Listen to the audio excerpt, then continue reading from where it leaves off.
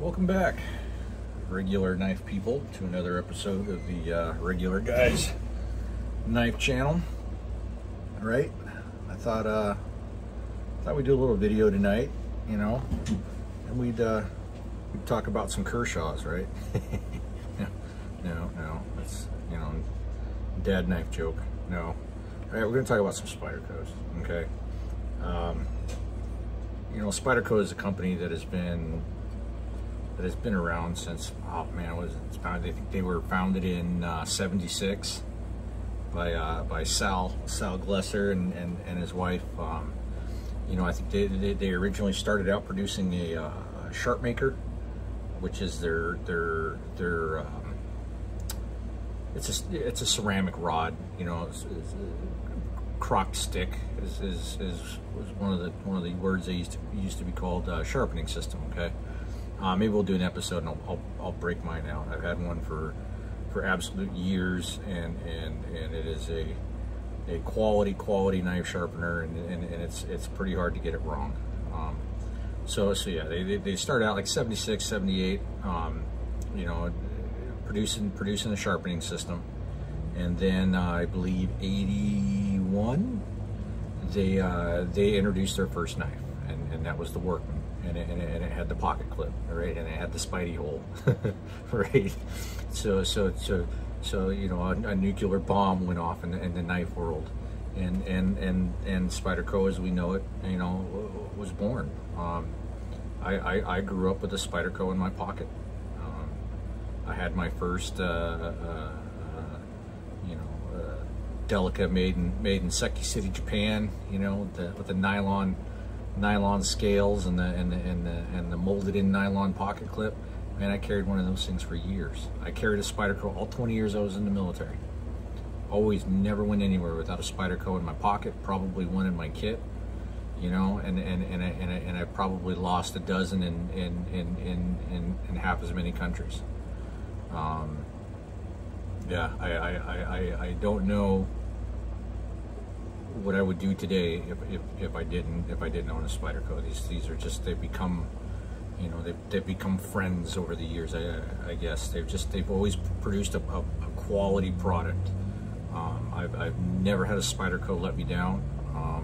Broken the tips off of a few, you know, and then they got transformed into a multi-tool, right? They had a built-in flathead screwdriver.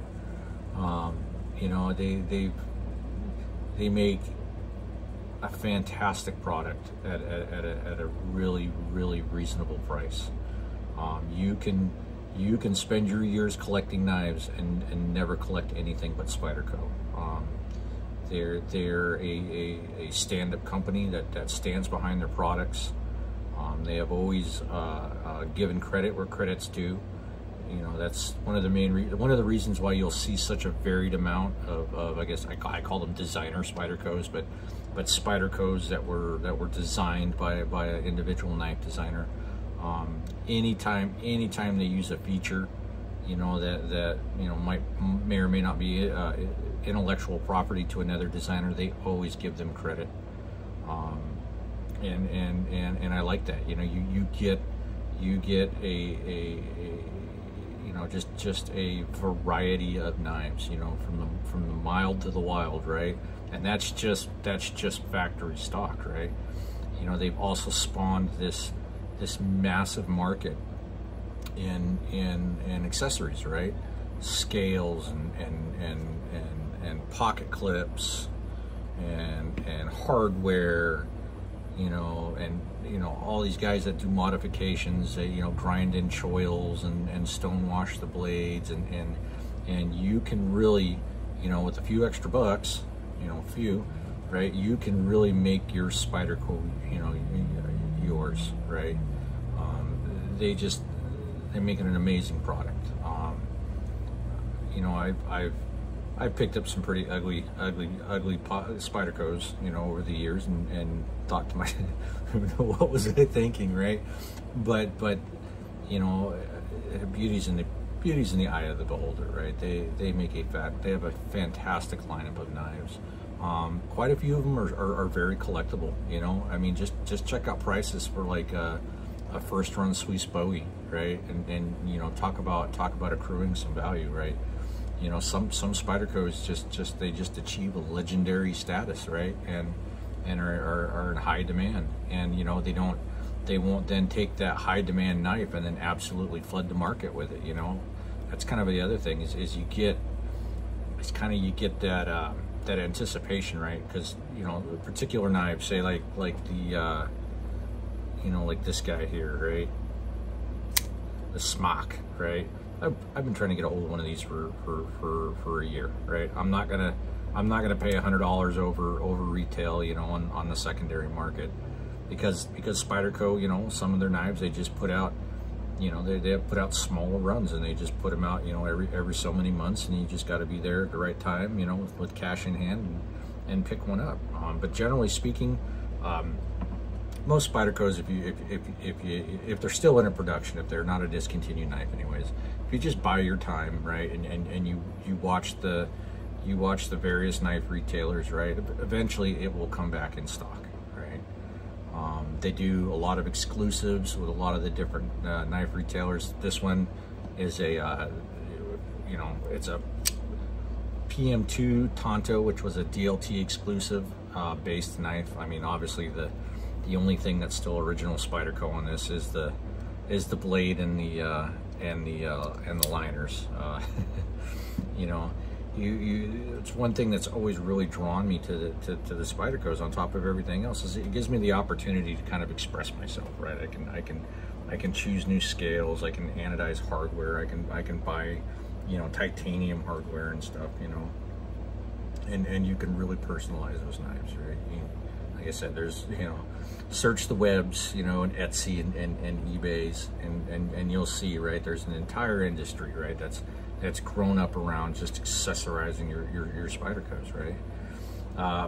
You know, price-wise, they did just recently go through a slight, well, not really a slight, but they went through a price increase.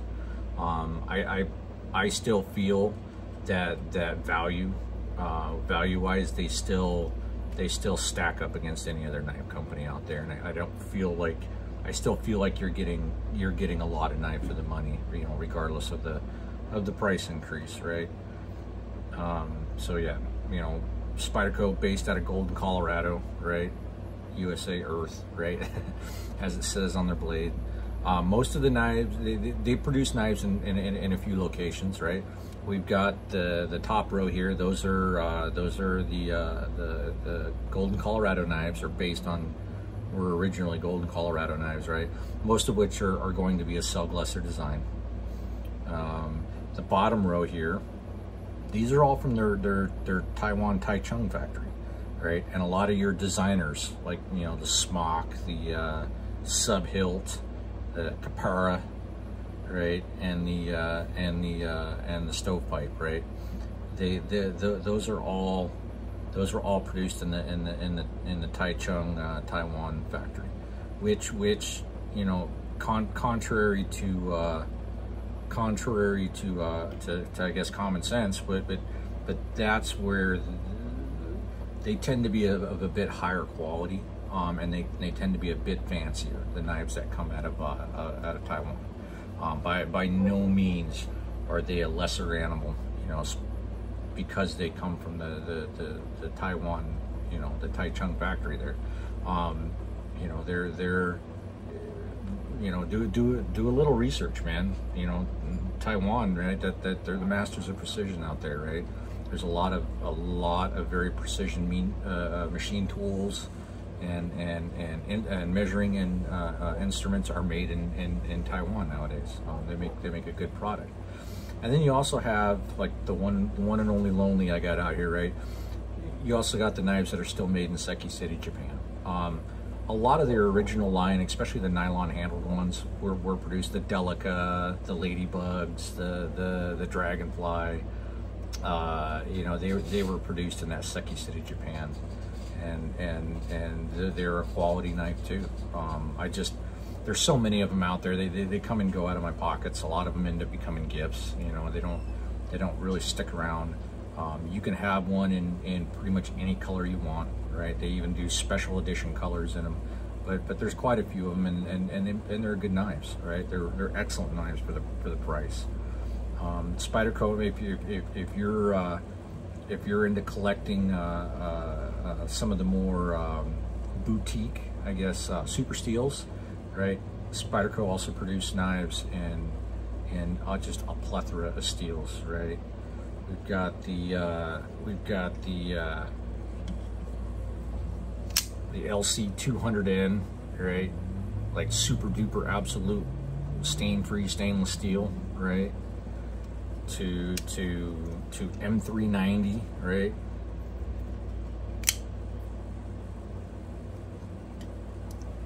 To what else do I got for steels? Oh yeah.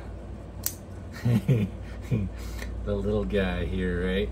Has a K390, right? And yeah, you know, they you know, if you wait, they will. Or oh, we got a crew wear here too, right? We got just a, what do they call it? The Crew Carta PM2, you know, as stock. It's probably my least modified Spyderco. No, I take that back. My sub hilt hasn't been modified hasn't been modified in any way, shape, or form, right? As well as not just producing knives in a variety of steels, they produce them in a variety of actions, right? You've got just the standard compression lock, right? Which is kind of a liner lock, but on the back with a lot more surface area in that knife, right? And you've got a compression lock based button lock, right? Like we see here in the smock. Pretty cool, right? We've got traditional back locks like you'd see on a buck, all right?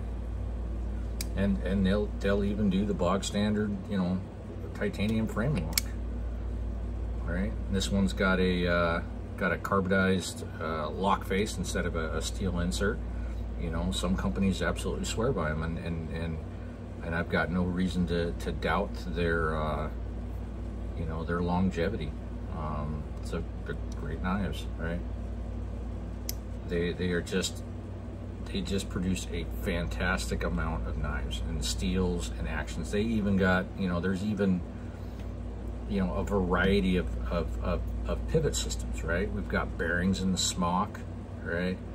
We've got a sleeved pivot like in the Capara. Essentially, it still has the two bronze washers, but then there's a sleeve running through the knife in between the actual blade and the pivot itself, and it makes for probably one of the smoothest action knives, let alone Spydercos, I have ever owned. I mean, it is absolutely ridiculously smooth. It is crazy smooth, and if it wasn't for a compression lock, you know, if it wasn't for the fact that it's a compression lock, you know, like it was a liner lock, I probably would have chopped my finger off with it right now. So there's, you know, Spyderco is your one-stop shop, right? If you want autos, they've got balisongs, they've got fixed blades, they've got kitchen knives, they've got this huge, massive, wide range of knives. I think the only thing I haven't seen with the Spyderco Spidey on yet is like a hatchet. And I might be wrong. I'm sure there could very well be a Spyderco hatchet out there somewhere. But yeah, I mean, they make a lot of duty-specific knives, and what I mean, like there's a serrated, sheep-splitted fixed blade called the Jump Master that was specifically made for airborne jump masters, right? To quickly cut through risers and parachute lines. There was the Autonomy, right? That was specifically made for Coast Guard rescue swimmers.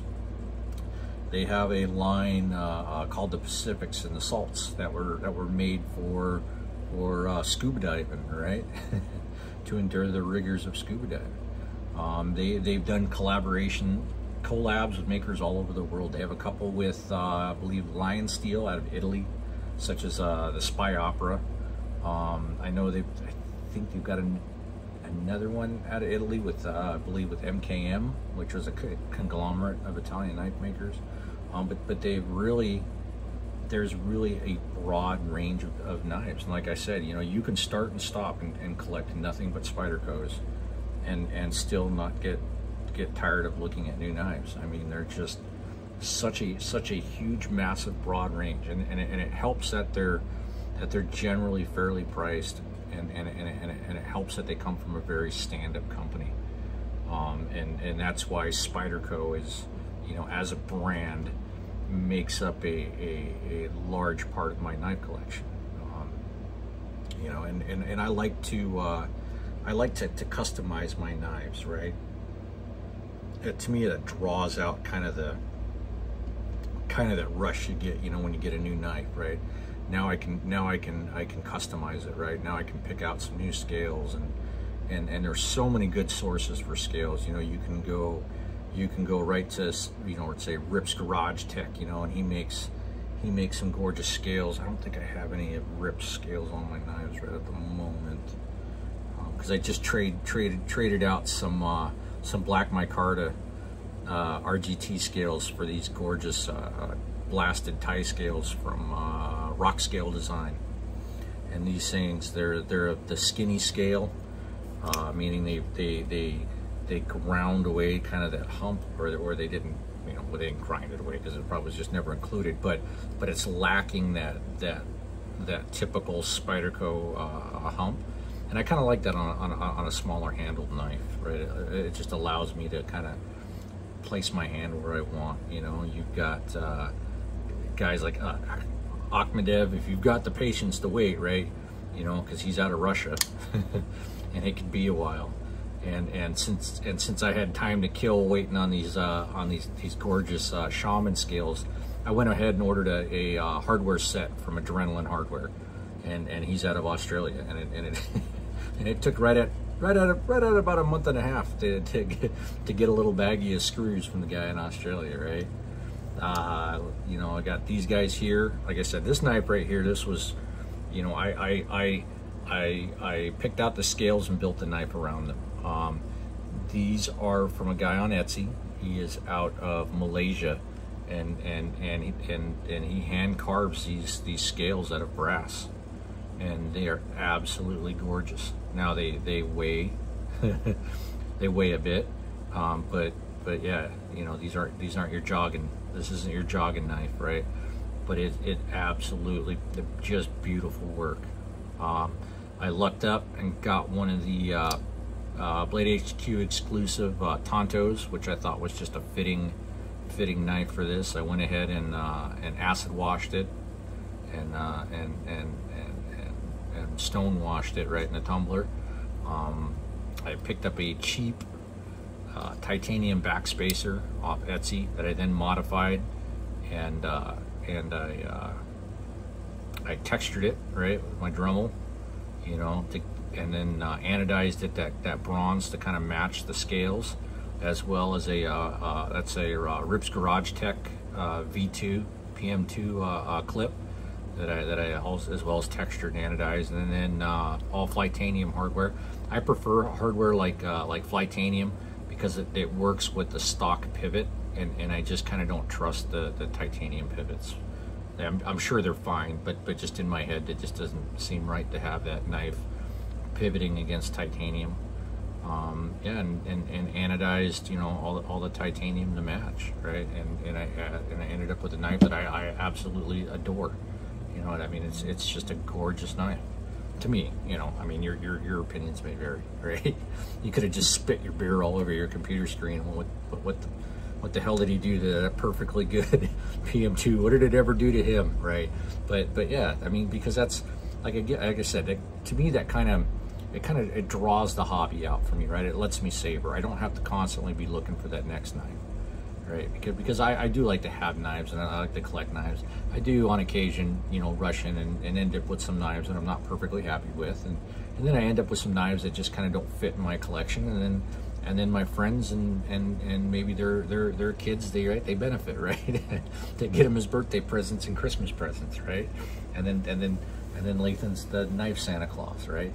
You know, and customizing can go a little overboard, right? This knife as original, right, with the nylon scales and the wire clip, right, in K390 was right at $100. Not gonna tell you how much I spent on this knife in total, just in case my wife watches this video. But it was a lot more than what the knife cost, right? But in the end, I got a knife I like, right? These are from a, I am not sure if he's still making scales. I know it was kind of up in the air because he's another Russian maker. And he did have some issues with getting stuff shipped to me because, you know, the current unpleasantness over there, right? But these are, they're gorgeous, right? With that red and black carbon fiber. These have brass subliners, and it completely changes the action of the knife, right? I mean, it just completely changes the feel of the knife and the action of it. So to me, right, it was worth it. I'm still not done with this yet. I think I'm gonna black the brass, subdue them a little bit with some liver of sulfur there, blacken the brass, and then this is another, the Rips Garage Tech. This is their Techno Wire replacement clip. It's for the Spyderco wire, Techno Wire, right, clips, which I absolutely abhor. They're expensive, but they're very nice clips, and then they do away completely with that wire clip. I think I can shave maybe another 1/4 inch off this clip and shorten it up just a little bit so it looks more in scale with the tiny little knife, because it is just a little guy, but it is, you know, it's just a great, you know, you can shove it into your third pocket there, you know, up front, the little watch pocket, you know, and it's just a fantastic knife, right? And it's K390, which you know, is a cool steel, right? You know, if you have never visited the knife nerds or the knife steel nerds on the Google, right, and read up on some of these super steels and the history of those steels, right, you're missing out, because there's some interesting stuff out there that went into the development of these steels, and especially the you know, what we term super steels, right, the powdered metallurgy steels, right, and how far those have come and how far they've advanced, you know, steel making, right, and yeah, you ought to check it out. But yeah, K390, cool steel, right, and just I only have a little tiny bit of it, right, but it's, I love this knife, right. I might see if I can't make me like a little leather neck sheath for it or something at some point down the road, right? Gorgeous knife, right? And then you've got, you know, then there's times you know, it's an unfortunate fact of life, right? People grow old, and then they pass out of our you know, they shuffle off the mortal coil, I guess. You know, they pass away, and some of those makers leave a hell of a legacy. You know, Mr. Valaton being one of them.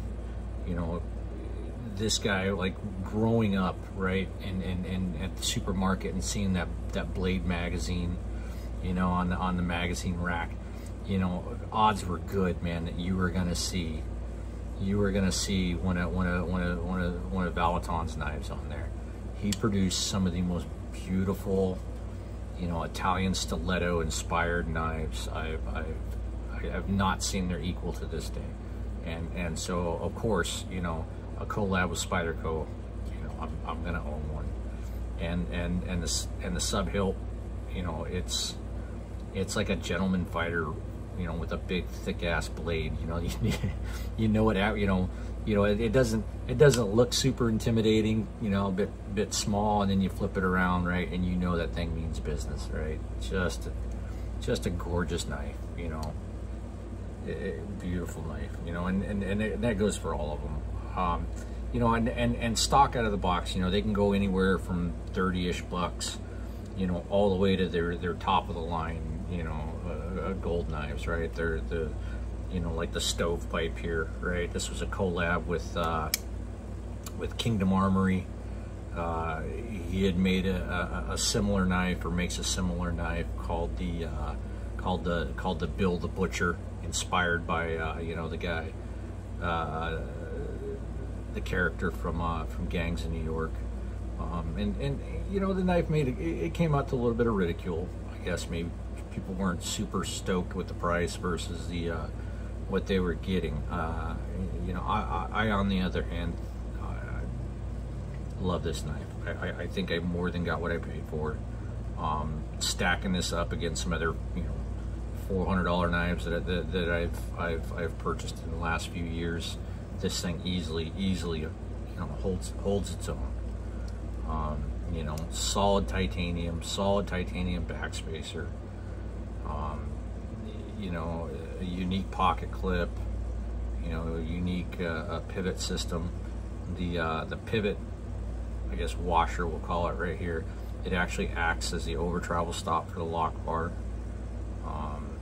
And it's just a chunky, thick, heavy knife, and I love it. You know, you got that kind of that Spanish nose to it, like on from straight razors. You know, you got a hollow ground edge. You know, it's gorgeous. That's another thing you get a lot on Spydercos. You know, they don't have just one standard flat grind that they stick to. You know, you've got flat grinds, and then you've got hollow grinds, and you've got, you know, compound grinds. You've got, you know, they do so many different things, you know, throughout their knife lines, that there is no, you know, other than the Spidey hole and the fact that it's going to have a pocket clip. You know, if it's a folder, right? Spydercos can, you know, they just encompass so many different designs and flavors of knives, right? And so there's a lot out there if you're a collector, right? You know, you can, like I said, you can do nothing but collect Spydercos and never get bored. So yeah, I thought I'd just do, you know, I'm trying to cover subjects, you know, beyond just knife unboxings and knife reviews, and kind of, you know, cover a much broader subject maybe of this hobby. You know, and introduce some different things, as opposed to just you know, just those FOMO inspiring, you know, greatest EDC knife ever made. And there's some great reviewers out there, and I'm not trying to bag on them, because I wouldn't be doing videos now, and I probably wouldn't have got as heavily into collecting, you know, if it hadn't been for channels like Nick Shabazz or Metal Complex, you know. So those guys really inspired me, and they do some excellent videos, and get their hands on some excellent knives, right? But you know, I just, you know, they you know, they each have, everybody's got their niche, and I kind of just wanted to cover other subjects of the knife hobby, you know, beyond just short reviews and unboxings, right? You know, plus gives me an opportunity to you know, to show off, you know, a few of my knives. So kind of keeping with that theme.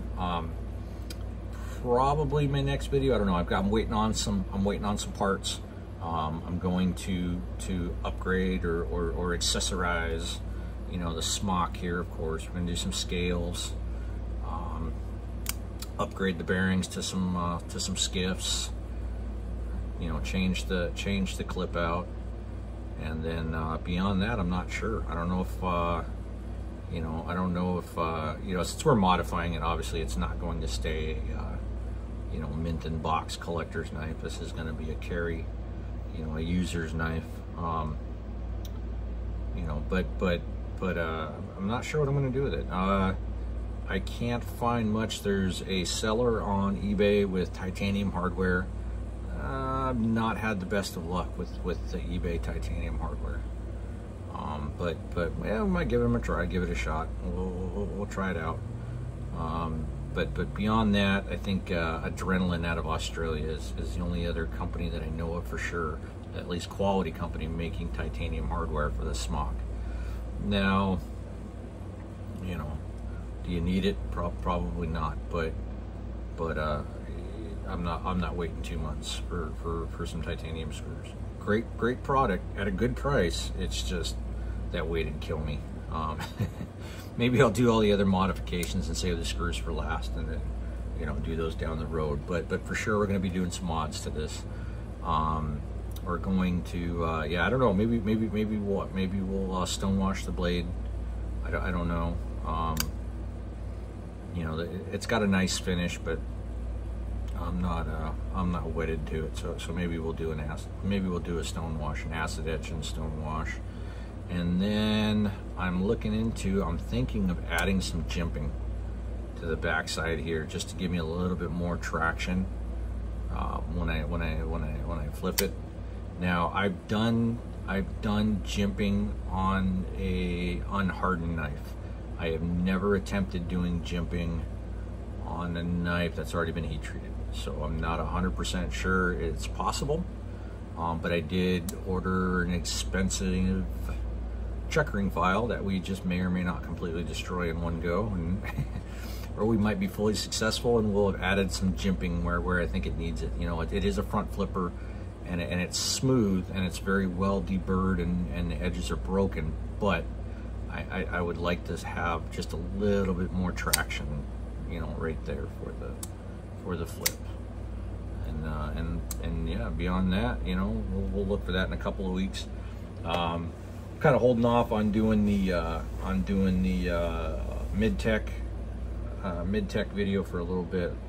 You know, like I said, I think I said it mentioned in another video. I had ordered another mid-tech, so we would have we would have a much larger, you know, a bigger variety, you know, a bigger sample size, right? So, you know, help us kind of wrap our heads around the concept of mid-tech.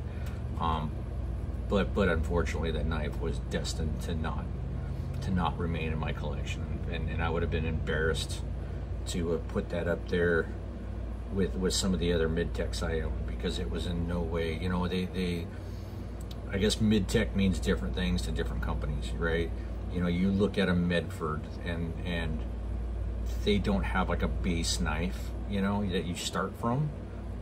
They're all made with equal amounts of love and care, you know, with equal amounts of quality and precision, right? Those ADVs that I showed off, you know, are that way.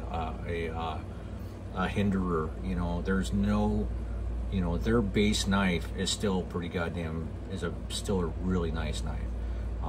This mid-tech, you know, their base knife was not a very good knife. You know, it was an okay knife, but at what their base price cost was an okay knife. But when you paid $500 above that price, you were essentially getting a dressed up version of that $200 knife, if that makes any sense, right?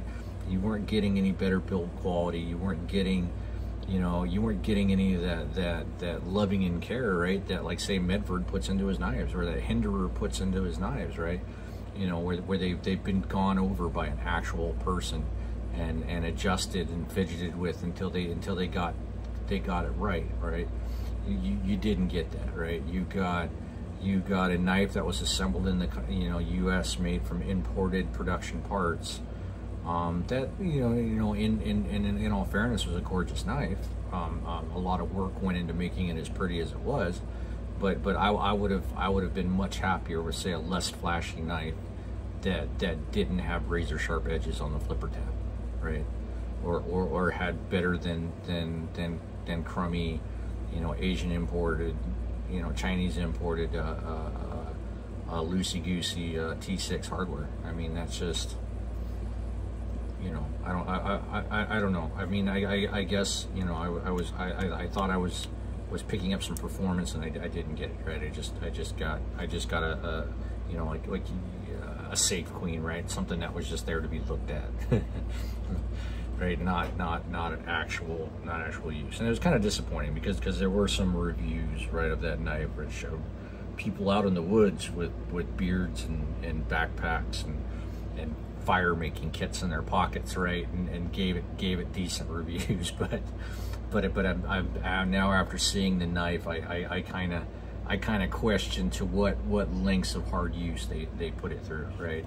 I would literally take any one of these knives, you know, for that kind of use, to include this little guy, right, over that one. So anyways, it kind of soured me on the experience, right?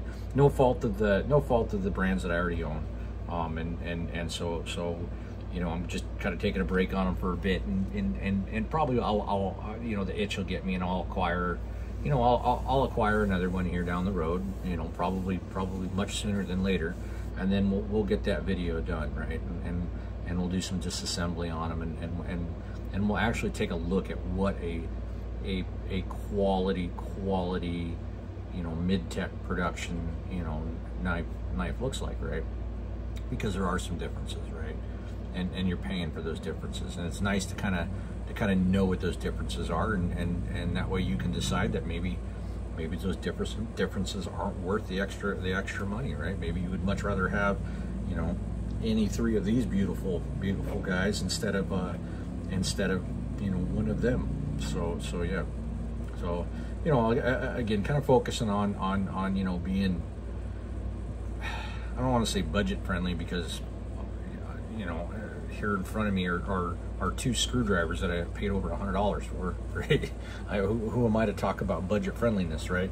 But maybe focusing your money a little bit more, you know, so that you have a much more satisfying collection of knives in front of you, right? And so that at the end of the day, you just didn't spend a bunch of money on knives, and you could take or leave any one of them, right? You want to have an emotional attachment, right, to that inanimate tool that you just spent some hard-earned money on, and yeah, not some soulless, lifeless, you know, great value because of its materials knives that just really doesn't do anything for you, you know. So yeah, so we'll look for that at some point in the future. We'll delay it a little bit, but yeah, once I get the parts in, right, we'll do a mod video here on the on this guy, and hopefully by then I'll have made up my mind if I'm going to do a stone wash or not. I have a couple of friends that are probably going to do a stone wash on their knives, and it's, you know, makes life easier when you do them in batches, like anything else. As well as I've probably got some titanium to anodize, and so we'll get the anodize and setup out, and we'll play with acids and electricity here. Maybe we'll do the Spyderco 9-volt batteries, or we'll drag out my power supply if I'm not feeling like living on the edge. And we'll do some titanium. You know, maybe we'll do some flame bluing of some stainless. That's another thing, you know, I like to do is, you know, if you can't get, you know, titanium hardware, or the hardware is not appropriate for that knife, you know, you can still color that stainless steel hardware with just heat. You know, there's definitely a little bit of a learning curve, because there is a temperature, you know, gradient for what color you're going to get out of it, but you know, a couple of screws and a butane torch, and you pick it up pretty quick, right? And so we'll go over that a little bit there and whatnot in the future. But yeah, I just wanted to get out a video out there, show out some Spydercos, talk a little bit about Spyderco. I was kind of in a Spyderco mood tonight. I mean, being that I just got this guy in the mail, feeling pretty fortunate. They're still out there as far as I know. DLT had them. This is where I picked this guy up. I think Knife Joy had them. Blade HQ probably out of stock. Right? They're always out of stock of everything. They're like the probably one of the most visited online knife retailers. So chances are they're sold out. But yeah, there's still a few out there. And the other nice thing about Spyderco, and I'm not going to give away all my secret hunting grounds here. But they've been around, right? They've been around since '78. So they're a large company, and so a lot of your larger big box stores carry Spydercos. All right, a lot of your big box sporting goods stores carry Spydercos. They might not carry them in store, but I guarantee they carry them online. So if all the usual outlets, and you're striking out, you know, don't give up. Start looking through those big box store websites, and probably better than not, you might get lucky and find one. So yeah, so don't give up, right? It's all about the hunt.